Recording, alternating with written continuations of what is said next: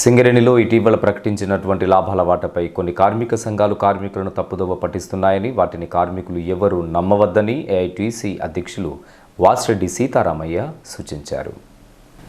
శుక్రవారం జీడీకే ట్వింగ్ లైన్లో జరిగిన గేట్ మీటింగ్తో పాటుగా స్థానిక భాస్కరరావు భవన్లో జరిగిన ఏఐటీసీ ముఖ్య కార్యకర్తల సమావేశానికి ఆయన ముఖ్య అతిథిగా హాజరై మాట్లాడారు. సింగరేణిలో లాభాల వాటా హక్కు సాధించింది ఏఐటీసీ అని తెలిపారు. 2000 సంవత్సరం నుంచి 10% వాటా మొదలుకొని అధికారంలో ఏ ప్రభుత్వం ఉన్నా, ఏ యూనియన్ ఉన్నా లాభాల వాటాను పెంచుకుంటూ వస్తున్నట్లు చెప్పారు.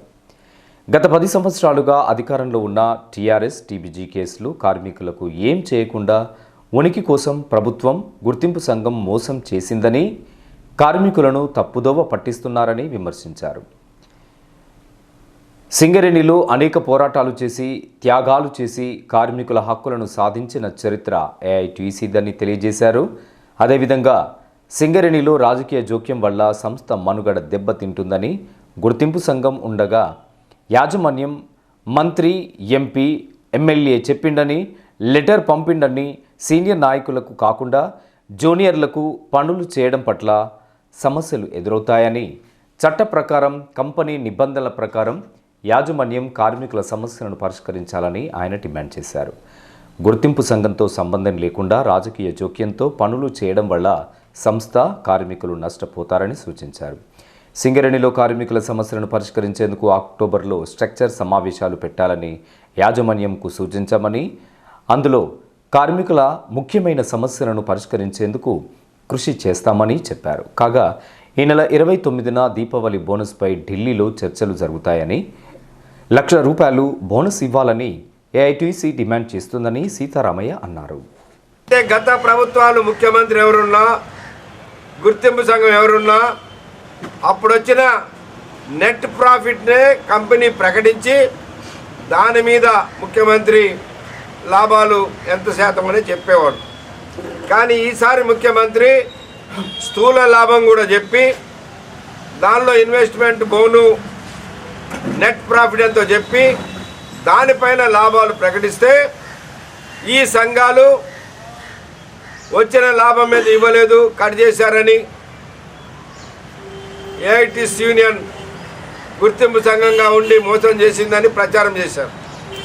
మేము ఇవాళ గత 15 సంవత్సరాలుగా కార్మికులకి కంపెనీకి వచ్చిన లాభం ఎంత స్థూలంగా, దానిలో ఫ్యూచర్ ఇన్వెస్ట్మెంట్ తీసేస్తే నెట్ ప్రాఫిట్ ఎంత, దానిపైన ఎంత పర్సెంటేజ్ ఇచ్చారు, కార్మికులకి ఎంత దొరికిందని 15-16 సంవత్సరాల మొత్తం రికార్డుని ఇవాళ బావుల మీద వేసాం.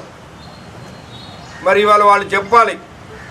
అయినా ఇది పబ్లిక్ సెక్టార్ కంపెనీ, ఇదే మార్వాడ్ కంపెనీ కాదు దాచిపెట్టడానికి.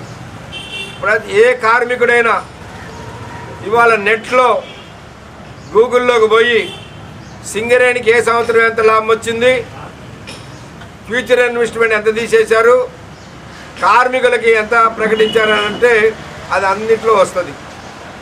మరి ఇది కూడా తెలుసుకోకుండా కార్మికులు తప్పుదారి పట్టియాలని ప్రయత్నం చేశారు. ఎందుకు దుష్ప్రచారం చేయాలని ప్రయత్నం చేశారు ఇవాళ కార్మికులకు అర్థమైంది. కాబట్టి మళ్ళీ కార్మికులని తప్పుదారి పట్టడానికి ఈ లాభాల వాటా మీద మాట్లాడుతూ ఉన్నారు. కాబట్టి ఇవాళ కార్మికులందరికీ అర్థమైంది. ఇవాళ ఏఐటీసీ మీద దుష్ప్రచారం చేయాలని అనుకున్నటువంటి సంఘాలు వాళ్ళ నిజస్వరూపం బట్టబయలైంది కార్మికుల ముందు. కాబట్టి ఇవాళ వాళ్ళు కూడా, ఇతర కార్మిక సంఘాలు కూడా ఆలోచన చేయాలి. ఏఐటీసీని బలపరిస్తే మీరు బలపడరు, కానీ సింగరేణి కంపెనీకి లాభం జరుగుతుంది. ఇవాళ సింగరేణి కార్మికుల సమస్యల మీద యాజమాన్యం మెడలు వంచాలంటే, ఒకవేళ గుర్తింపు ప్రాతినిధ్య సంఘాలు చెప్తే వినకపోతే అవసరమైతే అన్ని సంఘాలను కలిసి పోరాటం చేయడానికి సిద్ధంగా ఉండాలి. దానికి మీరు సిద్ధం ఉండండి. కానీ ఇవాళ ఏఐటీసీని దుష్ప్రచారం చేసి బలహీనపడతామని చూస్తే కార్మిక వర్గానికి నష్టం జరుగుతుంది. ఇప్పటికైనా మీరు మీ దుష్ట పన్నాగాలు మానుకోవాలని. సరే, ఏదేమైనా ఇవాళ ఈ నెల 9వ తారీఖు నాడు గుర్తింపు సంఘం పత్రం తీసుకున్నాం. ఇవాళ యాజమాన్యం వచ్చే నెల స్ట్రక్చర్ మీటింగ్ పెడుతుంది. ఈ సమస్యలని యాజమాన్యం దృష్టి తీసుకుపోతాం.